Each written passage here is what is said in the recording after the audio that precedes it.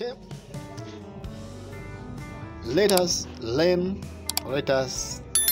count number in Swahili. Tuhesabu namba hizi kwa Kiswahili step by step. Here there is 10, 20, 30, 40, 50, 60, 70, 80, 90 in Swahili.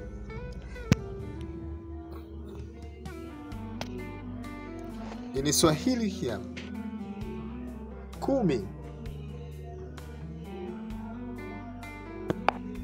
20, 30,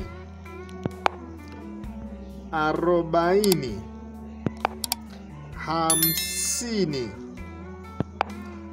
60, 70,